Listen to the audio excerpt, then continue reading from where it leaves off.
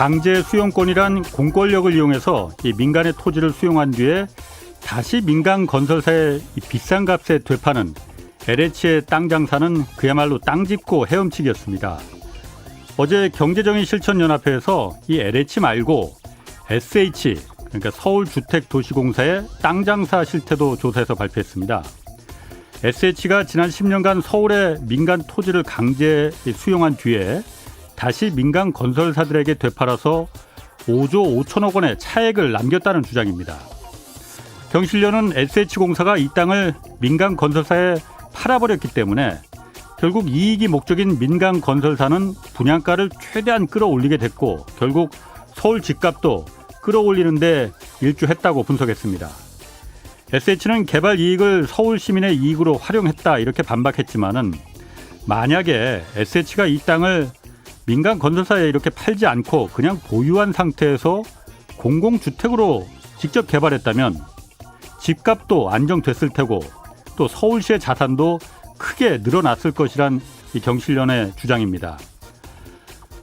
민간에게서 강제로 수용한 토지를 다시 민간에 비싼 값에 되파는데 이걸 공공사업이라고 부를 수 있는 건지 잘 모르겠습니다. LH 직원들의 땅 투기는 자신들의 공공사업에 불로소득이 잔뜩 넘쳐난다는 걸 너무도 잘 알고 있었기에 벌어진 일입니다. 민간 건설사의 땅을 되파는 이 불로소득의 고리를 이참에 정말 끊어야 합니다. 불로소득이라는 썩은 고기를 잔뜩 쌓아두고 이 몰려드는 하이에나들을 막을 수는 없습니다. 썩은 고기를 없애야만 하이에나들도 사라집니다. 경제와 정의를 다 잡는 홍반장 KBS 기자 홍사원입니다. 홍사원의 경제쇼 출발하겠습니다. 유튜브 오늘도 함께 갑시다.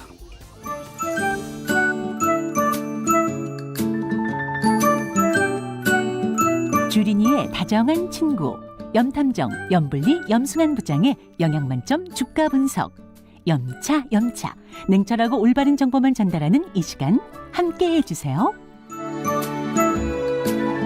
네, 염블리 영양만점 주식 분석 오늘 이베스트 투자증권 염승한 부장 나와 계십니다. 안녕하세요. 네, 안녕하세요. 예, 좀 진행하기 전에 청취자 여러분이 한 첫 이벤트를 저희가 준비했거든요. 오늘부터 금요일까지 하루에 4분씩 신환종 센터장의 그 새 책 인플레이션 이야기 이거 선물로 드리겠습니다. 인플레이션이 어떻게 우리 돈 훔쳐가는지 잘 보여주는 책이라고 하는데 책 받고 싶은 분 성함하고 연락처 그리고 주소 함께 보내주십시오. 그리고 오늘 또 염승한 부장께 염블리께 그 주식 관련해서 질문 있으신 분들도 짧은 문자는 50원, 긴 문자 100원이 드는 샵 9730으로 문자 보내주시기 바랍니다. 많은 참여 부탁드리겠습니다. 자, 내일이죠. 그러니까 미국 시간은 내일이고 우리 시간은 모레가 될 텐데 그 미국 바이든 행정부 4조 달러 규모 인프라 투자 계획을 이거 어디다 쓸 건지 어떻게 할 건지 발표한다고 하는데 이 4조 달러면 사실 이게 얼마입니까? 4천조. 4천조가 넘는 거죠. 이마저도 원래 3천조였거든요. 처음에. 늘어났죠. 늘어난 거죠. 이거 아무리 미국이지만 이렇게 막 해도 되는가 싶은데 일단 내용을 좀 어떻게 보십니까? 일단 이제 바이든 행정부는 출범했잖아요. 그러니까 뭔가 좀 보여줘야 되는 또 시기인 것 같고 또 코로나19로 지금 고용 문제가 아직은 회복이 안 됐기 때문에 뭔가 이제 돈을 풀어서라도 일단 뭔가 지금 이 고용으로는 좀 한번 회복을 시켜보겠다라는 의도가 강한 것 같고 먼저 이제 그 전에 우리나라 돈으로 한 2천조가 넘는 1조 9천억. 1조 9천억. 그거를 이제 현금을 살포했죠. 이 성인 한 명한테 이제 수표로 줬어요. 수표로 이제 나눠줬고 그래서 그걸 통해서 일단 소비를 좀 진작시키려는 게 하나의 목적이고 근데 이제 미국에서 한번 이렇게 여행 갔다 오신 분이나 살고 오신 분들은 다들 많이들 느끼시잖아요. 인프라가 정말 열악하잖아요. 미국 인프라가 정말 통신도 잘 안 터지고 인터넷도 잘 안 되는데 지하철도 그렇고 확실히 한국보다는 좀 인프라가 떨어진 건 사실이에요. 근데 워낙 오래돼서 그런 건데 이번에 텍사스 겨울 한파 때도 맞아요. 참 미국에서 그런 일이 일어났다는 게 인프라가 정말 후지거든요. 진짜 후진 건 맞습니다. 말씀하신 대로 그런 것들을 어차피 이참에 코로나19로 따른 이제 침체도 한번 재건할 건 이렇게 좀 겸사겸사해서 아예 돈 풀겠다는 의도인 것 같아요. 이번에 한번 해보자. 좀 그런 심리가 좀 강했던 것 같고 근데 규모가 어쨌든 좀 생각보다 좀 많이 늘어나서 많은 분들이 이거 너무나 이게 나중에 이거 다 빚 아니냐 이런 좀 얘기들 하시는 분들이 계실 것 같긴 한데 어쨌든 이제 그거보다는 지금 현재를 택한 것 같아요. 지금 현재 일단 이 리스크를 해소를 해야 되니까 옐런 재무장관도 그 얘기 계속 했거든요. 이거 너무 뭐 많이 뿌리는 거 아니냐 이런 질문 받을 때마다 그건 나중에 생각할 문제고 고용이 우선이다. 네, 지금 당장 회복시켜야 된다. 네. 그리고 나서 그거 생각을 해야지. 뭐 일단 환자를 살려놓지도 않고 뭐 벌써부터 어떻게 이렇게 하려고 하느냐. 그러니까 그런 얘기들을 했기 때문에 일단은 뭐 금액이 좀 커졌다고 하더라도 이 부양책은 강력하게 밀고 나갈 가능성이 있고 물론 공화당에서 일부 반발도 한다고 하더라고요. 원래 예. 공화당이 친환경 정책에 되게 반대를 많이 하는 좀 스타일이죠. 그러다 보니까 그런 좀 우려감이 좀 있긴 있었지만 그래도 일단 바이든 대통령 입장에서는 본인의 공약 중에 가장 큰 게 친환경이거든요. 그러니까 이거를 어떻게든 관철시키려고 할 것 같습니다. 물론 이제 지금 그 공화당 없이도 통과시킬 수는 있다고는 하더라고요. 그냥 예, 그렇지만 또 모양새가 또 그러니까 합의는 하려고 하겠죠. 그래서 이번에 나왔던 거 이제 두 개로 보면은 하나는 이제 교육이나 복지 쪽, 예. 이제 그런 이제 사회 뭐 서비스 같은 쪽에 좀 들어간 돈이 일부 있고 역시 주식 시장에 영향을 주는 거는 인프라 투자인데 예. 여기에 이제 우리가 생각하는 그 전통적인 인프라가 있어요. 뭐 이렇게 땅 파는 거 있잖아요. 도로, 뭐 교량, 만들고, 예, 뭐 지하철 뭐 이런 거라든가 예. 이런 것들을 하나 이제 전통적인 인프라가 하나 있고 그 다음에 이제 그 친환경 인프라가 있습니다. 뭐 태양광, 뭐 풍력, 해상 풍력도 되게 많이 그 발전을 좀 키운다고 오늘 좀 뉴스가 나온 것 같은데 예. 그런 것도 좀 하나 있는 것 같고 그리고 이제 그 5G 인프라. 그러니까 5G 망이 통신망을 이제 아예 깔아가지고 예. 그런 쪽을 통해서 이제 통신 쪽도 좀 확보하려는 모습들이 좀 나오는 것 같고 그 다음에 친환경차에 대해서 원래 트럼프 대통령이 그 연비 규제라든가 이런 걸 되게 싫어하는 사람이어가지고 예. 연비 규제를 다 완화시켜놨어요. 근데 이제 바이든 대통령은 좀 정반대이기 때문에 연비 규제 강화하고 그 다음에 지금 내연기관차를 타는 사람들이 만약에 전기차로 바꾸면 인센티브를 주는 거죠. 예. 우리처럼. 네, 그러니까 이거 받고 그럼 지금까지는 미국에서는 전기차 인센티브 없었어요? 그 테슬라가 지금은 인센티브가 없어요. 뭐냐면 비싸서 못 살 것 같은데 그럼. 그 20만 대 있죠. 1년에. 예. 1년에 20만 대까지 팔기 전까지는 보조금을 줘요. 근데 테슬라는 20만 대가 넘어갔어요. 그래서 테슬라 차를 사면 보조금이 안 나옵니다, 지금은. 그렇군요. 예, 그러니까 그런 제도가 있는데 아마 이번에 그것도 늘리지 않을까. 왜냐하면 바이든 대통령 어쨌든 친환경차 드라이브를 걸어야 되니까. 그래서 친환경차 뭐 세제나 뭐 구매할 때 혜택을 줄 수 있는 그런 것들도 포함될 걸로 보이니까 결국에 이번 방점은 뭐 저는 좀 그린 쪽에 좀 많은 포커스가 좀 맞춰져 있고 그걸 통해서 어쨌든 그냥 한번 경기 부양을 해보겠다라는 그런 의지가 일단 어쨌든 내일 한번 발표되지 않을까 기대를 한번 해보고는 있습니다. 그 지난번 그 1조 9천억 달러 이제 경기 부양금 그거는 이제 그냥 정부에서 이제 국채를 발행해서 네네. 그냥 적자 국채로 이제 그 조달하는 거로 됐는데 네. 이번에 4조 같은 경우는 사실 금액이 아무리 미국이 달러를 찍어내는 나라라 하더라도 부담이 되니까 이번엔 세금을 올리는 거. 네, 맞아. 증세. 이걸 지금 생각을 한다면서요. 증세도 아마 같이 발표를 할 것 같더라고요. 그러니까 지금 원래 그 트럼프 대통령이 당선되기 전에 미국 법인세가 28%였는데 그걸 21%로 낮춰놨거든요. 트럼프 35%였대요. 35%였나요? 예. 제가 21%까지 내려간 거고. 그래서 이번에 28%까지 맞아요. 예, 28%까지 올리는 걸로 지금 법안이 이제 그 내용들이 나온 것 같은데 또 소득세도 지금 굉장히 좀 고소득자는 굉장히 세율이 좀 높은 쪽으로 부과를 하는 그러니까 부유세라고 뭐 하더라고요. 그러니까 40만 달러 연간 소득이 40만 달러 그러니까 1년에 한 5억 4억, 정도 5억 정도 버는 사람 이상만 이제. 네. 근데 이제 어쨌든 트럼프 때는 되게 세금이 되게 좀 어떻게 보면 이제 그 고소득자도 좀 유연하게 좀 했는데 이제 바이든 대통령은 지금 원래 또 민주당이 좀 그런 스타일이잖아요. 미국의 민주당도 좀 큰 정부를 지향하다 보니까 증세에 되게 좀 그 찬성하는 좀 입장이고 거기서 결국 이런 세원들을 이걸 하려면 사실은 뭐 연준에 돈도 있어야 되겠지만 정부가 가지고 있는 돈만으로는 이건 사실상 불가능한 일이거든요. 그러다 보니까 세금을 어떻게든 그러니까 고소득자와 기업들을 통해서 한번 세금을 좀. 근데 이제 바이든 대통령이 얘기하는 거 그거죠. 이거 원래대로 돌리는 거 아니냐. 그렇죠. 이거 너네 혜택 받았으니까 뭐가 잘못된 거냐. 원래는 법인세도 35%였는데 28%까지만 그러니까 맞아요. 올리겠다는 거니까. 근데 이제 이게 우려되는 건 약간 이런 거죠. 뭐 증세를 하게 되면 S&P 이제 미국의 500기업 그 대상으로 이게 조사를 해보니까 28% 법인세를 부과하면 그 기업들의 주당 순이익 있잖아요. 이익이 8% 감소를 한대요. 그러니까 이거는 이제 아무래도 기업들의 그 PER이라 그러죠. 그거를 올려버리죠. 그럼 자동으로 이익이 줄어드니까.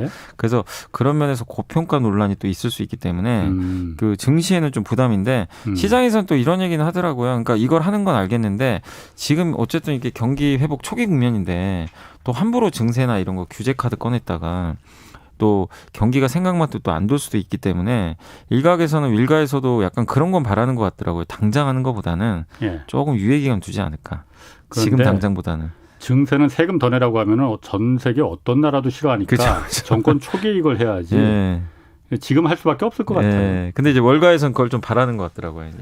그 뉴스들 나오는 거 보니까. 근데 그건 이제 바이든 대통령이 결정을 하겠죠. 그 부분. 알아서 잘 결정하실 거로 보고. 그러면 미국에서 그렇게 인프라 투자에 많은 돈을 4조 원이 아니고 4조 달러를 투자하면은 우리나라에 이 수혜를 받는 어떤 그 주식들도 좀 있어요? 이미 좀 올라가고 있습니다. 그러니까 사실은 이제 여기서 작년부터 나왔던 얘기가 친환경은 이제 다 알고 있었잖아요. 친환경 투자 그러기 때문에 당시에 뭐 하나솔루션 같은 기업들이 태양광 이런 기업들이라든가 해상 풍력하는 기업들은 바이든 대통령이 그 당선되기 전부터 이미 주가가 많이 올랐었어요. 당선되고 나서도 올해 1월까지 주가가 일부 풍력주들은 뭐 10배 가까이 올랐으니까요. 사실 엄청나게 올랐죠. 하나솔루션도 많이 올랐고. 근데 이게 이제 그 내일 좀 발표는 되겠지만 제가 봤을 때는 어느 정도 선반영은 됐거든요, 사실. 뭐 작년부터 워낙 올라갔기 때문에 그래서 이거 가지고 또 여기서 뭐 주가가 친환경주들이 엄청나게 간다. 그러기보다는 그냥 장기 사이클을 확인하는 정도 수준으로 보시면 좋을 것 같고 실제로 주가가 좀 더 탄력적으로 움직일 수 있는 거는 작년에 못 갔던 섹터입니다. 바로 이제 건설 기계 같은 회사들이죠. 굴삭기. 결국 이제 땅 파야 되잖아요. 미국에 있는 그 건설기계 회사 중에 그 굴삭기 대표 기업이 두산바켓. 이 기업이 이제 두산그룹이 예전에 인수했던 거죠. 바켓. 소형 굴삭기. 그거 하는 회사인데 그 기업이 이제 실제로 수혜를 좀 받을 수밖에 없고 그다음에 LS라는 기업도 있어요. LS가 이제 그 미국의 전선업체 있습니다. 슈페리어 엑세스라고 그 기업을 예전에요. 진짜 오래됐어요. 그 제가 기억하기로는 금융위 전에 인수했던 걸로 제가 기억을 하는데 정말 그것 때문에 실적 고생 많이 했거든요. 근데 인프라가 뭐죠? 어차피 전선 다 깔아야 되잖아요. 그리고 인프라 투자할 때 많이 들어가는 게 역시 철강과 구리입니다. 철강 구리가 많이 들어가니까 포스코 또 아니면 그 구리 관련주가 또 LS기도 해요. 거기에 풍산 같은 기업들. 그러니까 이런 원자재 관련주도 약간 영향을 좀 받을 수는 있어요. 그런 것들이 많이 쓰이기 때문에. 그렇군요.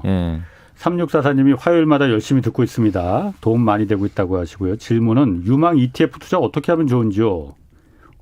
유망 ETF요? ETF 투자는 너무 좀 좋은 것 같고, 그러니까 특히 이런 거죠. 내가 그 이제 2차 전지를 만약에 투자를 하고 싶은데 예를 들면 요새 LG랑 SK랑 하도 싸우니까 SK 들어가고 싶으신 분들은 좀 애매하잖아요. 만약에 지금 이게 이 합의가 안 되니까 배터리 때문에 뭔가 또 잘못되면 어떡하지? 근데 2차 전지는 하고 싶은데 그럴 땐 대부분 뭐 LG화학을 할 수도 있고 삼성 SDI 하고 싶은데 되게 막 종목을 고르기가 애매할 때가 있어요. 근데 이거 전기차 배터리 무조건 성장할 텐데 그러면 차라리 그냥 2차 전지 ETF. 사실 전 세계에서 제일 유명한 ETF가 LIT라는 ETF가 있어요. LIT. 2차 전지 다 들어가 있어요. 거기에 뭐 CATL도 들어가 있고 중국에 웬만한 기업들 들어가 있으니까 그런 것들은 그러니까 이게 분산이 되는 효과가 뭐냐면 지금 또 우리나라 기업들이 좀 안 좋아진 게 폭스바겐이 갑자기 내재화한다고. 각형 배터리 있잖아요. 근데 그 ETF에는 각형 배터리 수혜주인 삼성하고 그 CATL이 같이 들어가 있어요 또.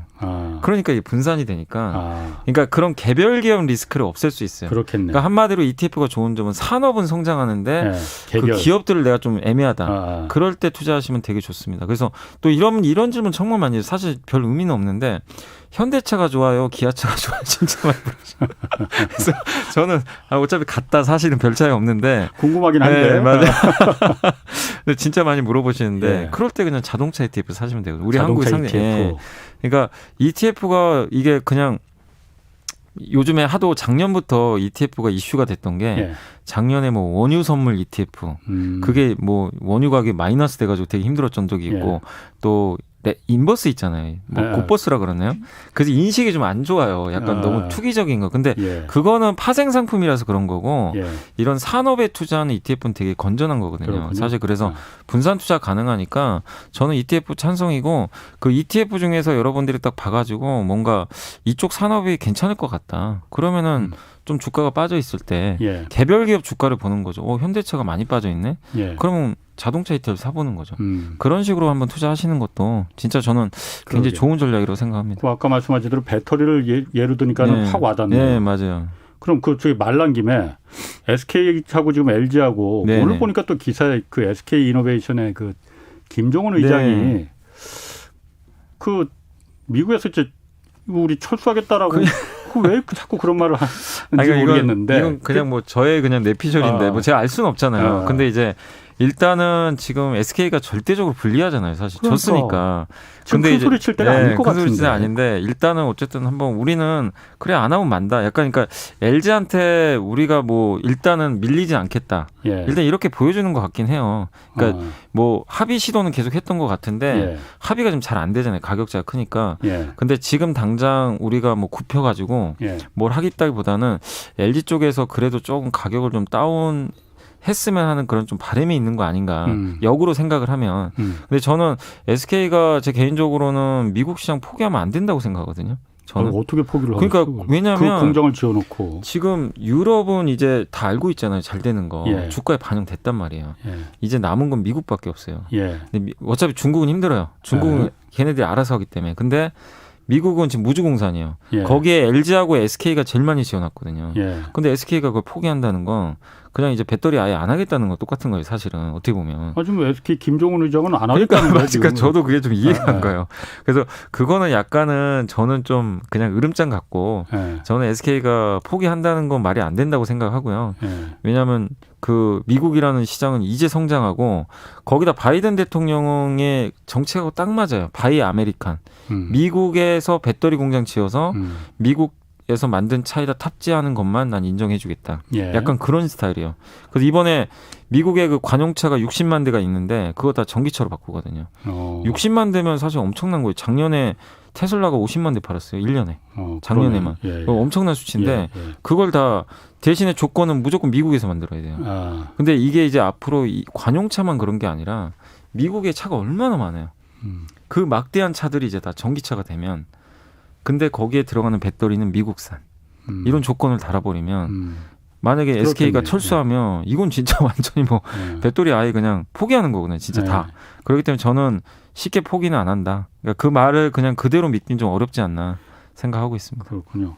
그 다음 주에 무슨 그 특허 침해 그 관련해서 이번 주고요. 그 4월 2일 날 금요일 날 금요일이니까 우리나라 시간으로 아마 주말에 나올 것 같아요. 그러니까 미국 시간으로 4월 2일 날. 그거는 SK가 LG한테 건 거. 아니요. 둘 다 걸었어요. 둘 다 걸었어요. 그러니까 처음에 그러니까 영업 비밀은 LG가 이겼잖아요. 근데 이건 특허 침해인데 SK가 그 후에 특허 침해로 걸었어요. 우리 특허 LG가 침해했다. 그 ITC에 걸었고 그 다음에 LG도 똑같이 걸었어요. 야 너네 우리 특허 침해했지 않냐. 그래서 이제 쌍으로 걸었는데 일단 순서가 먼저 나오는 건 LG 겁니다. LG가 건 거를 ITC가 이번 금요일 날 예비 판결을 내려요.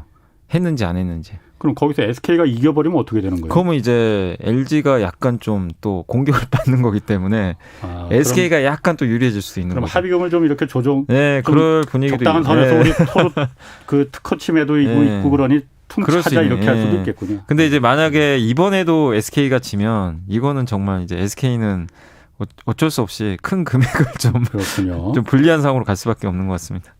그 396 하나님이 동박 관련주가 궁금합니다. 배터리에 동박은 꼭 들어간다는데 제가 들고 있는 일진 머티리얼즈 주가는 왜 이렇게 쭉쭉 내려가나요? 고가 대비 많이 빠졌어요. 그게 이제 동박 회사가 이제 간단히 설명드리면 이제 양극재랑 음극재에 다 들어가는데 양극, 음극에 이제 들어가는 얇은 그 구리박이에요. 구리로 된 박. 우리 그 건전지에도 양극, 음극 이렇게 돼 있잖아요. 이렇게 뭐 금속 같은 걸로 이제 그런 건데 그러니까 한마디로 그냥 은박지라고 생각하시면 돼요. 우리 요리할 때 쓰는 은박지처럼 그게 제일 중요한 게 뭐냐면 최대한 얇게 펴야 된대요. 그냥 아주 가늘게. 예. 이 기술력에 따라서 기업 가치가 달라진다고 합니다. 왜냐하면 전기차 배터리 회사들은 얇은 박을 쓰길 되게 원한대요. 예. 그래야 에너지 밀도도 좋아지고 한다고 하는데 그래서 지금 구도가 어떻게 돼 있냐면요. 왓슨이라는 세계 1등 기업이 있어요. 그게 예. 그 중국 기업입니다. 근데 그게 재밌는 게 SK가 그 회사 최대 주주예요. 지분 30% 갖고 있어요. 예. 세계 3등이 SKC에 또 동박 3위가. 그러면 SK그룹이 어떻게 보면 전 세계 1등이죠. 예. 그리고 그 지금 4위가 아마 일진 머티리얼즈 정도 할 거예요. 4위가. 예. 그래서 일진 머티리얼즈는 주로 삼성 쪽에 납품을 많이 하고 있거든요. 근데 이번에 어쨌든 그 배터리 내재화 이슈 때문에 예. 2차 전지가 다 빠졌어요. 그러니까 그 뭐 일진 머티리얼즈 혼자 빠진 게 아니라 예. 동박 회사도 뭐 다 빠졌습니다. 근데 걱정하실 필요 없는 게 사실 지금 배터리 제조사가 좀 더 리스크가 있는 거지. 동박 회사는 폭스바겐이 만약에 내재를 한다고 생각해봐요. 거기에 납품하면 되거든요. 사실 기술력만 있으면. 그럼 시장이 만드는 플레이어가 많으면 소재 업체들은 여기도 납품하고 저기도 납품은 좋은 거기 때문에 일진 머티리얼즈나 뭐 아니면 SKC나 이런 이제 동박 회사들은 오히려 분위기가 더 좋을 수밖에 없어요. 근데 이제 형님들이 빠지니까 아우도 같이 빠져버린다. 이 정도로 생각하시면 좋을 것 같아요. 그래서 너무 염려하지 마시고 지금은 동박 쪽에 대해서는 계속 긍정적으로. 다만 이제 체크하실 건 동박에서 1등을 누가 하느냐가 문제인데 예. 증설을 계속 해줘야 돼요. 워낙 수요가 많으니까. 그러니까 일진 머티리얼즈가 증설 능력이 되는지 예. 그거는 좀 잘 검증을 해보셔야 될 것 같아요. 그렇군요. 예. 그 셀트리온 같은 경우 지난주 금요일 날 그 네, 레키로나주 그 코로나19 치료제잖아요. 네네. 그 항체 치료제. 이게 조건부 허가를 받았다고 네. 이제 했어요. 이건 굉장히 좋은 소식 아니에요? 셀트리온 굉장히 입장에서는 좋은 거죠. 왜냐하면 굉장히 비싸던데 보니까. 네. 왜냐하면 우리 한국에서 조건부 허가를 받았거든요. 예. 임상 이상 끝나고 예. 조건부 허가를 받았는데 그때는 일단 조건부 허가라는 게 뭐예요? 그러니까 일단은 이게 되게 특수하잖아요. 아. 지금 왜냐하면 코로나는 굉장히 위급하잖아요. 예. 이런데 뭐 임상 3상까지 다 하려면 몇 년이 더 걸려요. 근데 예. 그거 기다리다가 사람 다 그렇죠. 죽어버리면 그렇지. 의미가 없으니까 예, 예. 이런 이제 팬데믹 같은 상황에서는 조건부로 어느 정도만 빨리 임상을 해가지고 어느 정도 이제 데이터가 확보가 되면 예. 일단 그 위급한 환자 대상으로 해가지고 예. 먼저 승인을 내줍니다. 병원에서 쓸 수 있게 예. 해주고 그러면서 계속 임상을 해요. 예. 임상 3상을 계속 합니다. 원래 임상 3상까지 해야만 이게 완전 승인이 떨어지거든요. 그럼 그렇죠. 예. 근데 이제 임상 2상 끝나고 예. 일단 먼저 그냥 허가부터 주는 거죠. 조건부로. 이러이런 조건 하에서만 써라. 예. 그래서 이제 그걸 조건부 허가라고 하고 예. 근데 이제 조건부 허가가 떨어지게 되면 어쨌든 병원에서 쓸 수가 있기 때문에 예. 매출이 나오는데 문제는 우리나라에서 그때 승인 받았을 때는 주가가 빠져버렸어요. 왜냐하면 한국은 코로나 환자가 별로 없어요. 환자가 몇 명 안 됩니다. 그렇게 많지가 않아요. 이게 백신하고는 다른 거니까. 예. 환자한테만 해야 되잖아요. 예. 근데 우리나라 같은 경우는 환자 수가 전 세계로 보면 되게 적은 나라예요. 그러니까 매출이 얼마 안 나옵니다. 그래서 그때 나왔던 얘기가 유럽과 미국을 뚫어야 된다. 그런 매출이 엄청날 거다. 예. 그래서 이제 기다리고 있었던 거죠. 근데 이번에 유럽에서 이걸 롤링 리뷰라고 하는데 어쨌든 이제 임상 끝날 때까지 계속 검토를 하는 거예요. 근데 이제 거기서 어떻게 롤링 리뷰를 해보니까 생각보다 이게 임상 데이터가 괜찮은 거예요. 네. 그래서 써도 되겠다. 그래서 조건부로 유럽에서도 이제 임상 2상 데이터만 가지고 일단은 허가를 내줬고 그렇게 했는데 유럽이 좋은 점은 유럽은 환자 수가 정말 어마어마합니다. 그렇죠. 예. 그러니까 실제로 이걸 해보니까 이 셀트리온의 레키노라주는 임상 설계를 정말 잘했어요. 뭐냐면 종군당하고 이게 얘기해드리면 종군당도 똑같이 코로나19 치료제를 만들었거든요. 예. 종군당은 허가를 못 받았어요. 똑같이 만들었는데. 네, 그러니까 나파벨탄이라는 그 예. 이름인데 뭐냐면 임상 설계를 잘못했어요. 종군당. 그러니까 왜 그러냐면요. 그 셀트리온은 타겟이 누구냐면 경증 환자 있죠. 조금 경미하거나 중등증이라고 환자, 보통 환자 예. 이런 데랑 이제 그 환자를 대상으로 투여를 한 거랑 예. 안 한 거랑 했을 때 보통 6일 정도가 이 치료 기간이 단축이 됐대요. 효과 있잖아요. 예. 근데 중증 환자 있죠. 예. 아주 좀 심각한 예. 그런 환자들한테는 크게 유의미한 뭐가 없었어요. 예. 근데 데이터가 셀트리온은 무조건 경증 환자 위주로 한 거예요. 그럼 딱 맞죠. 목표에 맞아요. 근데 종군당도 중증을 했구만. 종군당도 똑같이 예. 경증으로 한 거예요. 아, 그래요? 정증으로 했는데 재밌는 건 종군당은 예. 중증 환자에 맞는 거예요. 효과가 중증 환자에 있는데 타겟을 경증으로 한 거예요. 코로나 잘 이해 못하겠는데. 그러니까 뭐냐면은 종군당도 만들었잖아요. 근데 종군당도 그러면 경증, 중등증이라고 보통 있어요. 그 다음이 중증 3개잖아요. 이 중에 선택을 해야 되거든요. 일단. 근데 타겟팅을 셀트리온처럼 똑같이 한 거예요. 경증하고 보통 환자. 근데 그렇게 해서 실험을 했어요. 아무 차이가 없어요. 이걸 맞은 사람하고 안 맞은 사람하고. 근데 재밌는 건 중증 환자한테 이걸 넣어본 거예요. 중증 환자한테 넣었더니만 3일 더 단축된 거예요. 그러니까 이게 설계를 잘못한 거예요. 종군당은 중증으로 했어야 되는데. 그런데 중증 환자는 그 사용 허가가 쉽지 않구만요. 그러니까 그러면. 그걸로 지금 대상을 한 게 아니다 보니까 이번 허가를 못 받은 거예요. 그렇구나. 그러니까 이게 되게 어떻게 보면은 제품이 잘못된 게 아니라 기획을 잘못한 거죠. 기획. 약간 그런 느낌인데 되게 좀 그래서 셀트리온이 이번에 어쨌든 되긴 됐는데 어쨌든 뭐 한 연구원도 이거 어쨌든 됐기 때문에 목표 주가도 올리고 매출 엄청 나올 것 같다라고는 썼는데 아니 매출이 제가 보니까 이게 한 병에 이게 한 100만 원 정도 그러니까 미국 그 약은 한 200만 원 정도 되는데 이게 한 100만 원도 넘는다고 그러더라고요. 그게 어떻게 된 거냐면은 백신은 한 20만 원도 안 되는데. 맞아요. 일라이 릴리하고 회사가 하나 더 있어요. 미국에서 유일하게 2개 회사가 승인 받았는데 리제네론사라고. 근데 그거는 이제 그 2개 항체가 2개라고 하더라고요. 보니까. 근데 이거는 뭐 단일 항체라 그래 가지고 보통 항체가 하나일 경우에는 값이 반으로 줄어든대요. 그래서 지금 그게 아까 일라이릴리가 200만 원짜리고 이 셀트리온은 단일항체라고 그러더라고요. 그러면은 1250달러니까 아마 우리나라 돈으로 한 130만 원 정도 할 거야. 130, 140.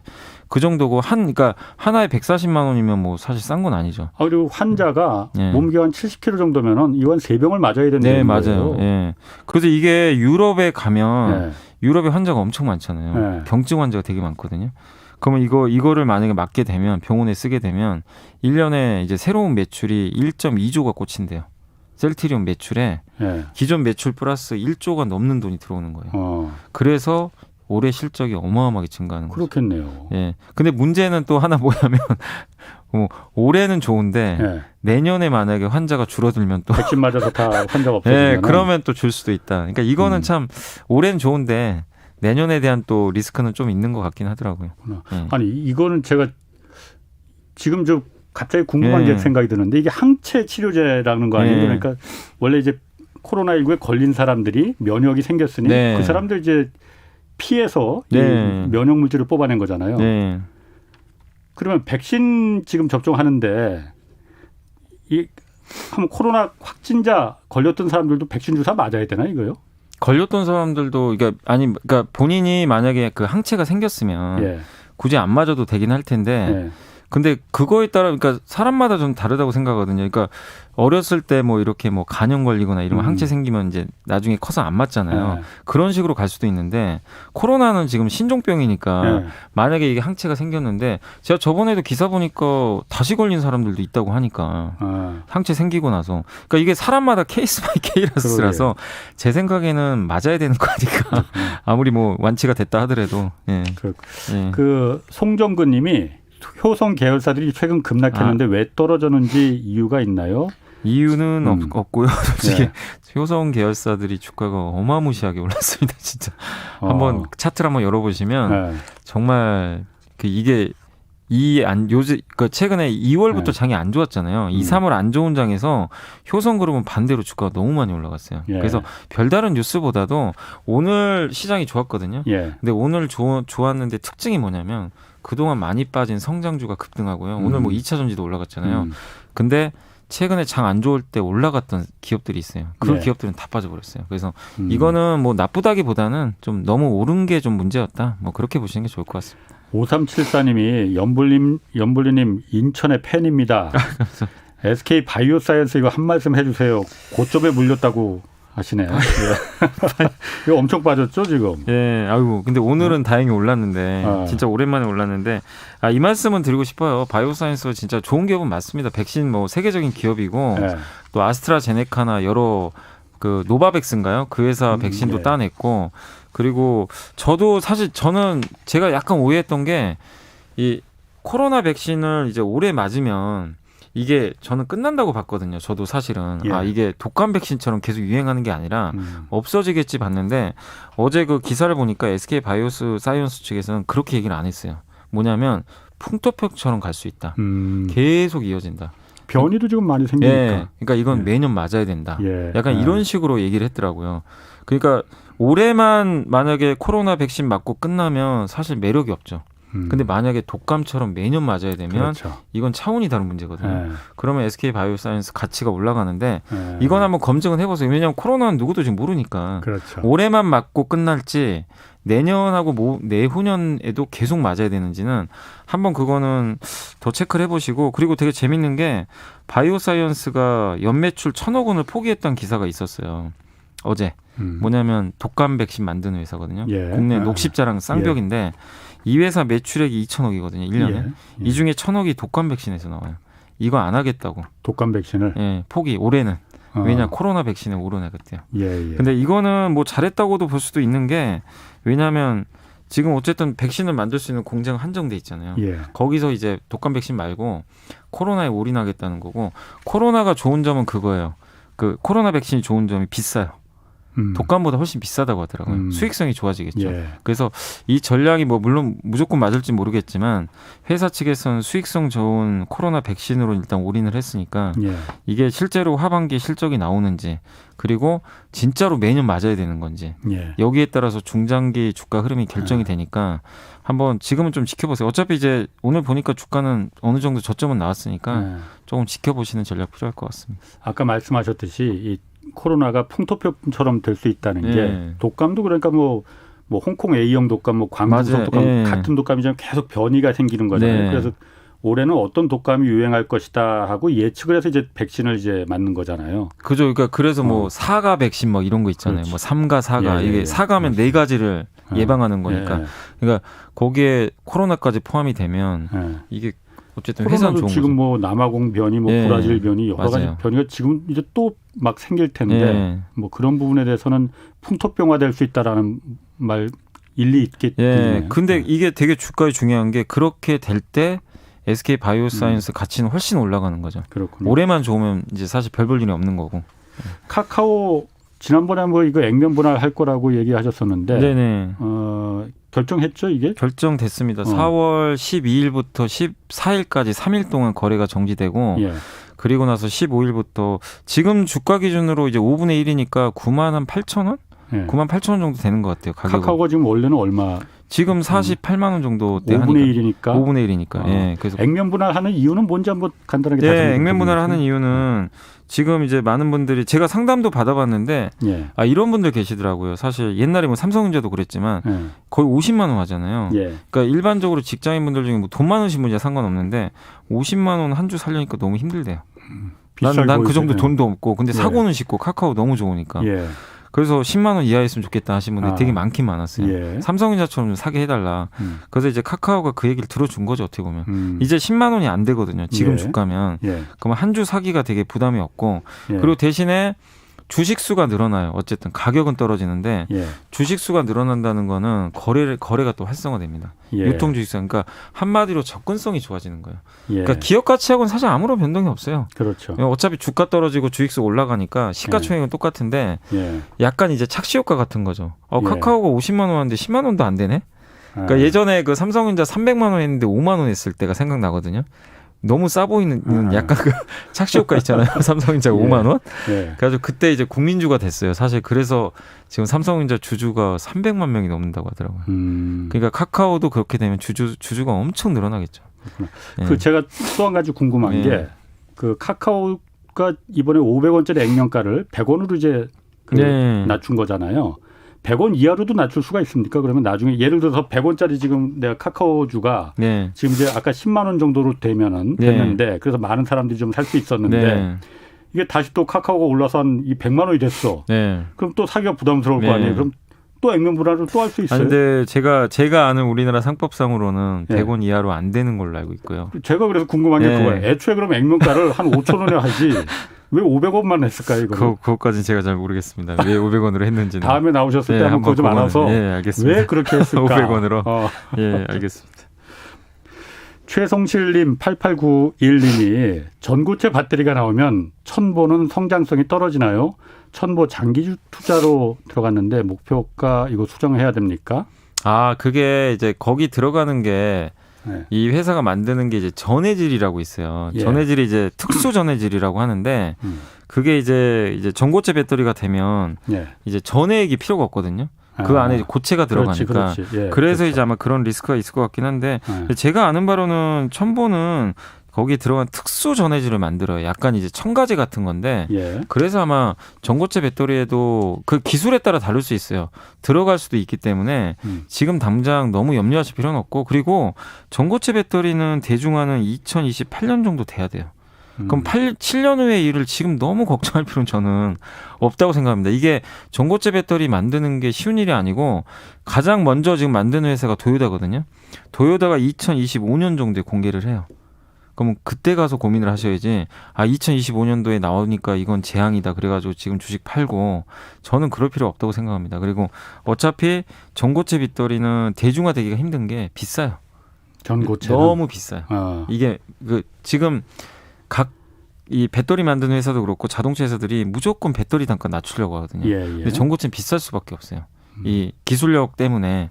근데 그 상황에서 그러면은 아주 비싼 차에 탑재가 되겠죠. 근데 그건 제한적이란 말이에요. 대중화되는 모델은 여전히 저는 리튬 이온은 2030년까지 쓰인다고 생각합니다. 그렇군요. 그렇기 때문에 첨보 너무 염려하실 필요는 없을 것 같아요. 예.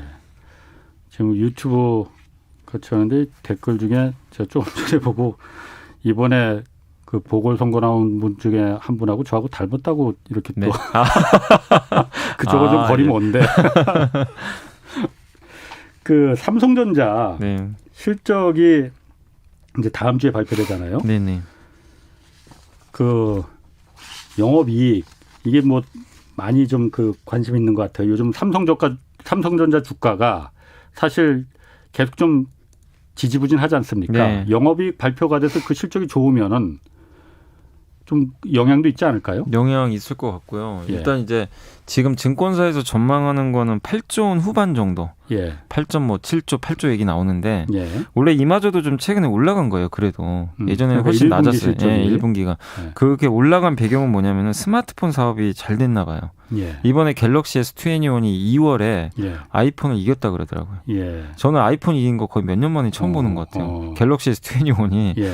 어쨌든 이제 전 세계 1등 했다고 합니다. 예. 그 정도로 생각보다 잘 팔리니까 스마트폰 사업부가 반도체 사업부보다 이번에 이익이 더 많이 나올 거예요. 근데 반도체가 안 좋은 이유가 디램만 했으면 상관없는데 오스틴 공장 때문에 가동이 중단돼가지고 그 손실이 좀 있나 봐요. 예. 그게 잡히는 바람에 예. 반도체가 생각보다 좀 안 좋을 것 같다. 이래서 이제 8조 원대 후반이 나오고 있는데 여기 나오셨던 것 같기도 한데 그 노근창 센터장님 현대차증권에 저는 모르겠습니다. 그런가요? 나오셨던 제가 것 할 같기도 때는 하고. 안 나오셨어요. 예. 예전에 나오셨나 보네. 예. 그 최경영 기자님 계실 때. 예. 근데 그분이 최근에 요새 화제가 되고 있는 게 왜냐면 예. 그 노근창 센터장님 혼자 예. 10조 원 이상을 부르신 거예요. 갑자기. 모든 애널리스트가 다 8조 원대를 지금 갑자기 얘기하고 있는데 예. 이게 되게 재밌는 현상이에요. 근데 그런 경우에 그분이 맞는 경우가 과거 제 경험으로 맞는 경우가 많았어요. 용기 있게 외치신 분이 예. 맞는 경우가 예. 왜냐하면 그렇게 남들과 다르게 얘기한 거잖아요. 예. 되게 예. 그러면 정말 치밀하게 엄청나게 분석을 하셨을 것 같긴 한데 뭐 그러니까 근거가 있으니까 그렇게 확실한 근거가 있는데 그런 경우 맞는 경우가 간간히 나와요. 진짜. 예. 저도 그래서 진짜로 예전에도 보면 한 분이 막 외쳤는데 진짜 맞는 거 너무 신기하긴 했는데 다음 주 이제 화요일 날 아마 실적 발표할 것 같더라고요.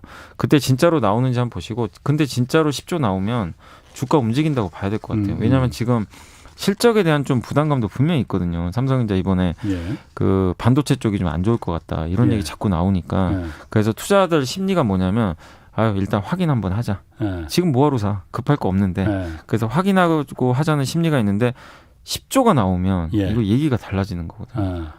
이 환경에서도 10조가 나오네. 왜냐면 오스틴이 가동이 안 됐는데 10조면 그러게요. 엄청난 거예요, 사실은. 뭔가 이제 우리가 놓치고 있는 삼성이 이제 뭔가 좋은 게 있다는 얘기죠. 오스틴은 아직도 그럼 가동 안 되는 거예요? 아니, 가동 이제 됐어요. 완전 정상 가동 들어갔다고 합니다.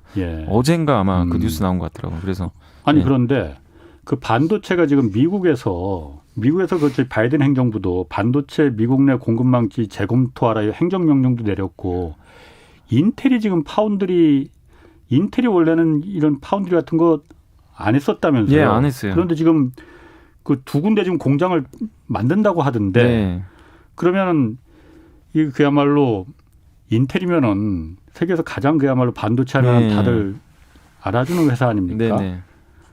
썩어도 준치라고 네. 하는데 여기서 그 반도체 사업이 파운드리에 뛰어든다고 하면은 삼성전자도 영향이 있는 거 아니에요? 그래서 그날 이제 파운드리 딱 발표를 한 날 예. 대부분 이제 기사도 좀 그렇고 예. 약간 이제 증권사 보고서도 이제 읽어보니까 약간 악영향 있을 것 같다 이랬는데 주가는 거의 영향이 없었어요. 근데 일단 최근에 나온 보고서나 뉴스를 보면 삼성전자 영향은 크지 않을 것 같아요. 왜냐하면 인텔이 파운드리를 안 하다가 어쨌든 이번에 선언을 했는데 그 배경은 일단 저는 바이든 대통령 때문인 것 같고 예. 바이 아메리칸을 해야 되는데 인텔이란 그 반도체 굴기 얘기 계속 나오잖아요. 미국에서 중국 예. 못하게 하고 우리가 해야 된다. 예. 우리가 자리권을 가져야 되니까 예. 그럼 인텔 너네가 이제 앞장서라. 약간 이런 지금 흐름인데 그럼 인텔은 솔직히 지금 기술력은 없거든요. 제가 봤을 때는 없어요. 그 반도체를 만드는 기업은 맞아요. 예. 근데 작년에 7나노 기반의 그 CPU를 만든다고 이제 공개하기로 했는데 예. 안 돼가지고 밀어버렸어요. 우리 지금 못 만든다. 고백을 해버렸어요. 그래서 이제 그때 그러면 삼성전자가 이제 따내겠다. 왜냐하면 7나노는 지금 아무나 못하거든요. 예. 이 공정을. 그러다 보니까 근데 경쟁사 AMD는 자기가 안 만들고 설계만 해요. TSMC에 맡겨요. 예. 그래서 7나노 지금 하고 있고 인텔은 자존심 상하죠. 맡기긴 싫은데 자기는 못하고 그래서 힘들다고 다들 봤는데 이번에 놀란 게 갑자기 파운드리까지 한다고 하니까 그러게. 예. 근데 지금 알아본 바로는 인텔이 14나노는 한대요. 14나노. 14나노는 뭐 그러니까 지금 약간 것 저부가 같은데. 같은데 예. 목표는 2023년도에 7나노예요. 7나노 하겠다는 거니까 할 수도 있고. 23년도에 7나노면 그러니까 저도 그건 모르겠어요. 아무튼 거기서 이제 인텔 CEO가 한 얘기니까 알겠습니다. 한번 기다려 봐야 되는데 어쨌든 인텔이 할지는 한번 두고 봐야 될 것 같습니다. 그거. 8077님이 약간 소외되어 있는 섬유 관련주는 전망이 어떤가요? 이거 경제가 나아지면 옷을 많이 사려나요? 많이 사지 않겠어요? 근데 섬유 관련주들 중에서는 이게 회사마다 좀 다르긴 한데 예. 의류 업황이 좋아지니까 당연히 그건 좋아질 수 있는데 실제 근데 그 중국의 섬유 쪽은 공급이 많이 부족한 것 같더라고요. 특히 그 스판덱스라고 아세요? 의류에 들어가는 그렇게 스판덱스. 예. 쫄쫄 늘어나는 그 기업 중에 하나가 효성 TNC라는 기업인데 예. 주가가 뭐 정말 엄청나게 올랐습니다. 왜냐하면 그 중국의 스판덱스 가격이 정말 이게 그래프가요 그냥 이렇게 올라가요. 수직으로 가격이 너무나 올라가는데 중국 3위 기업이 지금 우리나라가 그 효성 TNC가 세계 1등 기업이에요. 예. 세계 1등 기업인데 중국 3위 기업보다 시가총액이 더 작아요. 이게 좀 말이 안 되잖아요. 어떻게 보면. 그래서 주가가 오르긴 했는데 중국에서 어쨌든 지금 섬유도 공급 부족이기 때문에 나쁘진 않을 것 같습니다. 근데 이제 의류와 관련돼서 한 가지 리스크는 그거죠. 지금 중국 신장 위구르 지역에서 거기서 모카가 생산돼요. 모카 가지고 옷 같은 거 많이 만들잖아요. 예. 거기에 대해서 뭐 나이키나 이런 데서 우리 안 산다고 그랬죠. 그런 거 안 쓰겠다. 예. 이래 버리면 이제 약간 의류 업체들 입장에서는 지금 이제 약간 이게 복잡해진 거예요. 그러니까 중국 소비자를 중국을 선택하려면은 그걸 해야 되거든요. 거기과 신장 위구르 지역에서 나오는 모카를 안 쓰는 이유는 거기 인권 문제 때문에. 예. 근데 그러면은 중국에서 불매 운동 나잖아요. 예. 그럼 피해를 보겠죠. 그 만드는 회사들이 중국 사람들이 안 사버리니까. 그러니까 중국 사람들이 나이키 안 산다. 안 사네. 운동을 벌일 테니까. 예. 근데 그러면 중국 시장 포기해야 되는 건데, 그러니까 인권을 따르자니 중국 시장을 포기를 해야 되고, 예. 경제를 생각하면 인권을 또 무시해야 되고, 약간 지금 굉장히 딜레마라서 지금 우리나라 아마 의류도 마찬가지 요새 좀 빠졌거든요. 그런 이슈 때문에. 그래서 조금 지금 정치적인 게 끼어들어가지고 좀 저도 판단 내리기가 요새는 좀 쉽지는 않습니다. 요거 아주 재밌는 질문 들어왔습니다. 1935님이 이베스트 투자증권 마이너스 6% 물려 있는데 이거 언제쯤 올라갈까요? 연부장님 회사라 휴휴. 아니 저는 당연히 저희 회사 좋게 보죠. 근데 제가 객관적으로. 그냥, 제가 말씀드리고 싶은 거는 그냥 이것만 말씀드리고 작년에 저희 회사가 영업이익이 1,500억이었거든요. 이건 나온 수치니까. 1,500억인데 시가총액이 4,000억. 연부장님이 한 1,000억 하신 거 아니에요? 아유 잘 모르겠습니다. 저까지. 근데 저희 회사 시가총액이 4,000억대예요. 그럼 PER 계산하면 3배밖에 안 되거든요. 그러네. 굉장히 저평가네. 네, 비싼 건 아니고 배당도 한 6% 이상 줍니다. 그래서 저는 뭐 이 정도만 말씀드리면 될 것 같은데요. 혹시 그냥 개인적인 감정이 좀 섞여 있는 거 아니에요? 아닙니다. 알겠습니다. 네. SK그룹이 네. 그 지주회사 이제 SK가 시가총액 5년 안에 140조까지 지금 끌어올리겠다. 네. 그러니까 2025년에 주가 200만 원 시대를 냈다. 이거 가능성이 있습니까? 가능성이 지주회사잖아요. 그러니까 지주회사라는 게 말 그대로 자회사들을 갖다가 그 출자해서 지배하는 회사인데 네. 가능성이 있습니까? 저는 솔직히 개인적으로 SK가 싸다고는 생각을 해요. 지금 주가는 굉장히 싸다고 생각하는데 200만 원 생각해 본 적이 없거든요. 저도. 그래서 어제 저도 그 IR 동영상 보고 진짜 깜짝 놀랐습니다. 회사가 진짜 자신감은 있구나. 근데 사실 그걸 뭐 누가 알겠어요. 뭐 200만 원 갈지 100만 원 갖다 꺾일지 뭐 아니면 지금 못 갈 수도 있는 건데 중요한 거는 회사가 지금 이런 청사진을 제시했잖아요. 뭐 바이오, 뭐 수소산업, 그다음에 인공지능 뭐 이런 것들 또 아니면 2차 전지 친환경 이런 이제 청사진을 제시한 건 되게 이 포트폴리오는 좋아 보이더라고요. 어차피 이 방향이 맞아요. 방향이 맞는데 여러분이 생각하실 거는 200만 원이 맞다 안 맞다를 떠나서 그럼 과연 SK가 약속한 대로 이 방향으로 제대로 투자를 하는지를 계속 점검하면 돼요. 그 방향대로. 1년, 2년 뭐 어차피 5년 안에 달성할 수치거든요. 그래서 최소한 1, 2년 두고 보시면서 점검을 해보는 거예요. 진짜 IR에서 약속한 대로 잘하고 있는지 그게 조금이라도 이상하면 회사에 전화도 해보고 뭐 따져야죠. 사실은 따지기도 해보고 근데 그게 우리가 그렸던 그림과 반대로 간다. 그러면 이 기업을 주식을 들고 있을 필요는 전혀 없는 거거든요. 그래서 너무 200만 원에 이렇게 현혹될 필요는 사실 없고요. 분명한 건 지금 가지고 있는 자회사 지분만 해도 훨씬 지금 주가는 저는 되게 싸다고는 생각은 하고 있거든요. 근데 방향성은 분명히 맞는데 당장 뭐가 눈에 딱 드러나는 건 아니에요. 시간을 가지시고 되게 재밌는 게 어쨌든 회사가 우린 투자회사로 지주형 투자회사로 얘기를 했는데 미국의 그 워런 버핏의 회사 있잖아요. 버크셔 회사에 약간 그거랑 똑같이 가겠다는 거예요. 한마디로. 버크셔 회사가 M&A 엄청 했잖아요. 그걸로 원래 보험회사잖아요. 보험회사인데 막 철도회사 사고 막 그래가지고 약간 그 모델로 우리 한국에서도 성공해보겠다. 약간 일본의 그 느낌도 들어요. 소프트뱅크. 그래서 한번 저도 한번 했으면 좋을 것 같습니다. 알겠습니다. 5997님이 이거 매그나 반도체 있지 않습니까? 이거 중국 인수권 오늘 기사도 나왔던데 정부에서 이거 점검하겠다고 그랬어요. 이거 기술 유출이 되는 건지 안 되는 건지. 매그나 반도체라는 게 일단 제가 보니까 OLED 그 구동칩을 만드는 회사라고 해요. 이거 인수가 될까요? 안 될까요? 시간이 많지 않으니까 짧게 좀 해주세요. 왜냐하면 이게 비메모리 반도체가 원래 예전에 하이닉스 자회사거든요. 이제 그거를 이제 어떻게 보면은 중국 측에 좀 넘겨준다는 얘기니까 어차피 이제 이쪽 필요 없는 사업부 떼내가지고 하이닉스 이제 D램이나 본업에 집중하겠다는 건데 이거를 뭐 매각하는 것 자체는 문제는 아닌데 아무래도 중국이고 또 비메모리는 핵심 칩이잖아요. 반도체. 우리나라가 또 보호해야 될. 그러니까 주로 여기서 그 중점적인 게 OLED 그 구동 칩이라고 하던데 이게 굉장히 기술력 있고 비밀이 뭐냐면 이제 우리 이게 TV나 패널 보면 뒤에 DDI라는 게 들어가요. DDI 같은. DDI가 그 디스플레이 들어가는 구동 칩인데 용어로 이제 DDI라고 하더라고요. 그게 반드시 있어야 돼요. 왜냐하면 그 이렇게 패널 보면 뒤에 픽셀 같은 거 있죠. 픽셀 조그만 픽셀들이 그거 하나하나 다 조절을 해줘야 돼요. 그래서 우리가 TV를 보는 거예요. 그래서 TV가 화면이 뭐 검어졌다가 밝아졌다가. 근데 그 칩을 핵심 칩인데 그거에 대해서 이제 기술이 뭐 어떻게 보면 또 유출이 될 수 있는 거 좀 민감한 문제다 보니까 정부에서는 한번 좀 조사를 해보려는 거 아닌가 하는 좀 생각은 듭니다. 그렇군요. 알겠습니다. 하여튼 연 부장님 오늘 말씀 고맙고 아까 저 그 액면 분할 그 500원에서 이제 100원을 하는데 100원 이하로는 더 되는지 안 되는지 그건 다음 주까지 기다리면 너무 궁금해서 못 참을 분들 많이 계실 것 같아요. 그러니까 나중에 저한테 알려주시면 제가 내일이라도 꼭 그거 알려드릴 테니까 좀 연락 좀 주시고요. 자, 그럼 저는 오늘 여기까지 이제 하고 끝내겠습니다. 오늘 말씀 감사합니다. 지금까지 염승환 이베스트 투자증권부장 함께했습니다. 네, 감사합니다. 자, 저는 여기서 이제 끝내겠고요. 내일 다시 찾아뵙겠습니다. 지금까지 경제와 정의를 다 잡는 홍반장 홍사원의 경제쇼였습니다.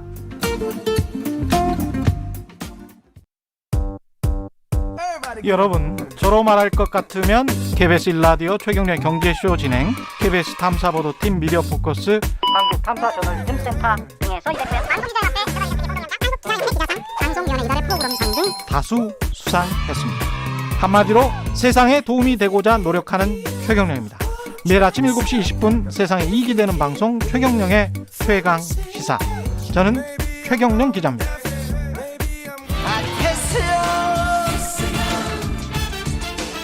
소크라테스 형도 풀기 힘들다는 정치 이슈.